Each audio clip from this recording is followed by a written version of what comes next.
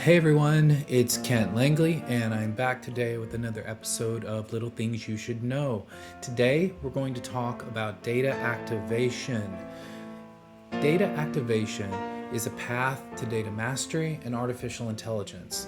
It's something I have created over a number of years that I want to share with all of you. You can see I've actually gone someday, this is not a real book yet, that's just a render. Someday I will have a book out on this topic, and I'm super excited about that. But the book is in process right now. Don't rush to your stores. I know you were just about to do that and grab your keys and go, but soon enough anyway. But what I'm going to do today is give you a little a little preview on what's going on with that. So let's just get right into it. So when we say data activation is a path to data mastery and artificial intelligence, what we're talking about is that pretty much every company in the world needs to become capable of managing their data flows and turning it into data-driven projects and services. W. Edward Deming said that without data, you're just another person with an opinion. And listen, opinions are great, but we do often have to back it up with something. So we use logic, we use data, we back up our opinions, and we make them stronger. And if we test it and we use it, then we can actually turn them into facts. And this path is pretty straightforward. There's just 6 steps, and we're going to walk through each of these steps very briefly. Today is a high-level overview.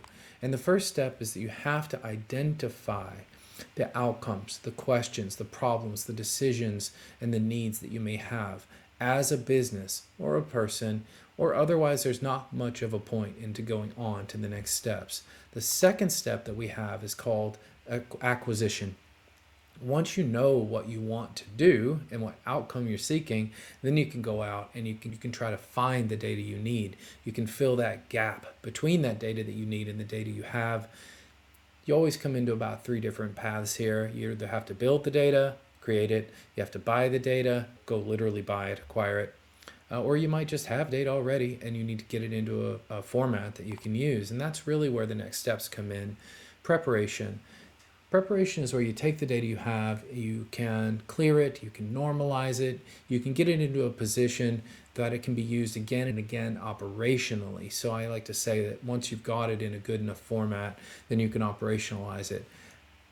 Little word of warning, this particular stage of data activation can consume enormous amounts of time and resources. So it is important to focus in on the data that you really need to solve the problems that you've identified with the data you've acquired. If you can't do that, if you can't get it into a usable format, then you need to go back to the start. And that's an important point here as we progress forward. You must do these steps in order. That is always true. If you skip steps, you're going to pay a lot of time. You're going to pay a lot of money. You're really probably going to cry and you're going to give up. That's not what you're doing. That's not what you want to do. Don't be like that. Step 4, model. What does this mean? This is the part that a lot of people start to think of as data science. So you can model, you can build a model, you can test, you can infer from the data that you have what a predicted outcome might be. You run tests, A/B split tests, other kinds of tests, and then you can discard data. You can report on that data for the first time back to the business users who came up with the problem in the first place that you're trying to solve with data, or the product you're trying to create with data.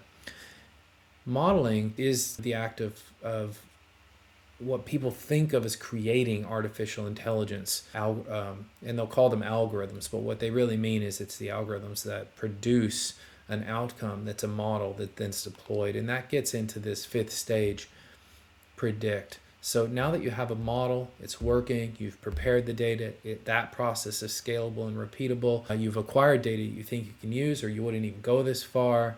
You've identified and you're working on a problem. Now you can start to predict outcomes. Most of what we think of as artificial intelligence is simulating what we do in our neocortex when we take a step. If it didn't work that way and we took a step, we would probably fall flat on our face because we weren't predicting where the floor was going to be. And it would feel like that moment.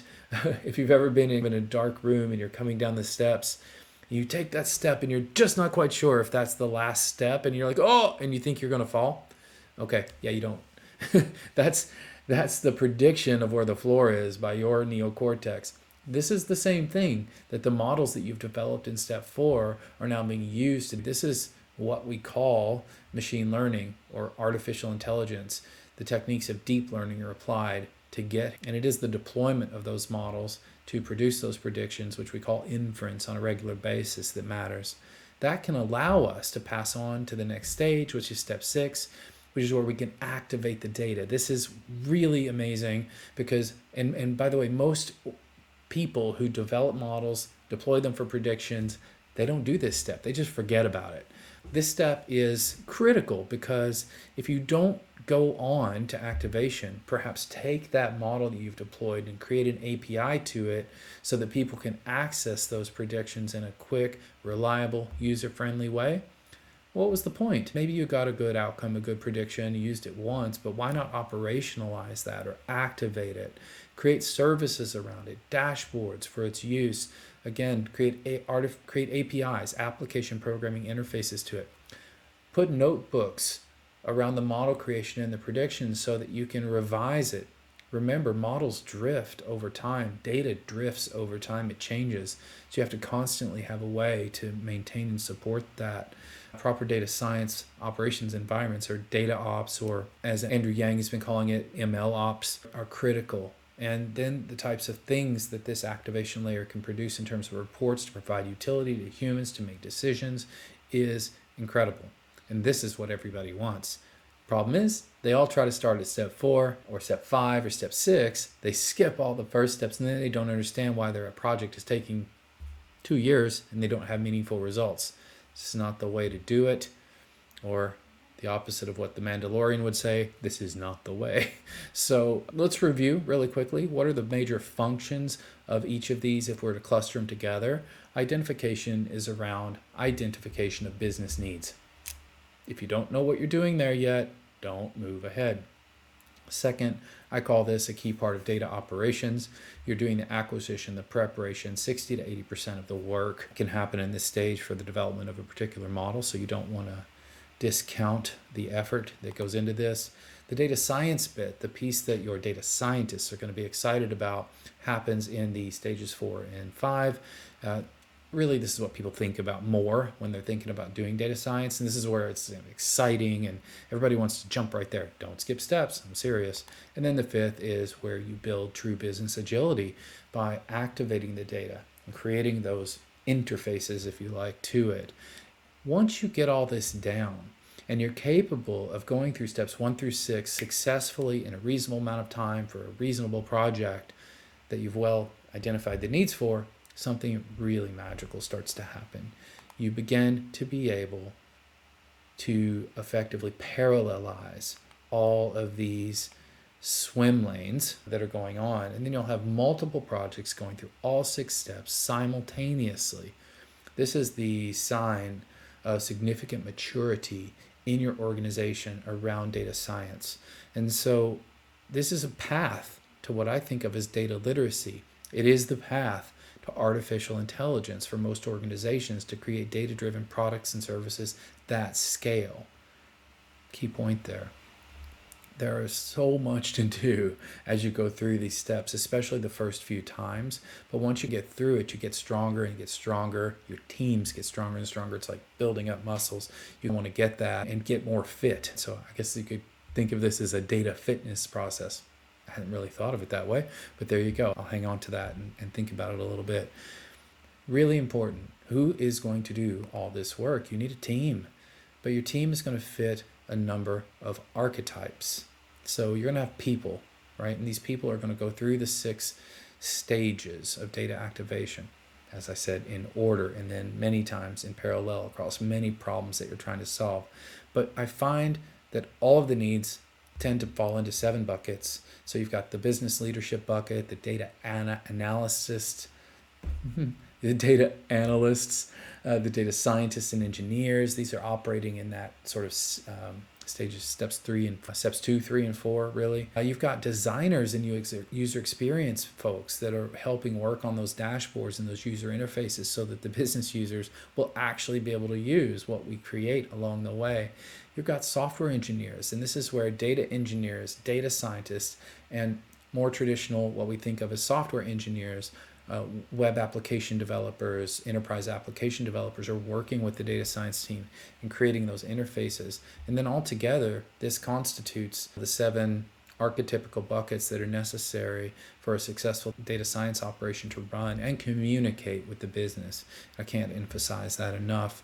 The communications is key. I think I'll talk about that in a next episode here, because I've got a business meeting process that I often implement in the context of data activation when I'm working with companies to create this process in their organization and embed it deeply. It really is a cultural shift that happens along the way toward being more data driven.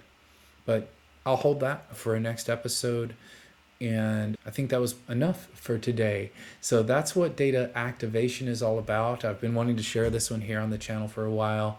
And I decided, after the very successful launch of Little Things You Should Know last month, we did 10 episodes in August. We got a wonderful increase in subscribers and really need to get to that 100 subscriber mark. So hopefully if you're out there, you will subscribe. I'll ask you all the time because it really does help me a lot grow the channel. And then I'll just leave you with a thought. This is from Thomas Friedman. The name of the book was Thank You for Being Late, I believe.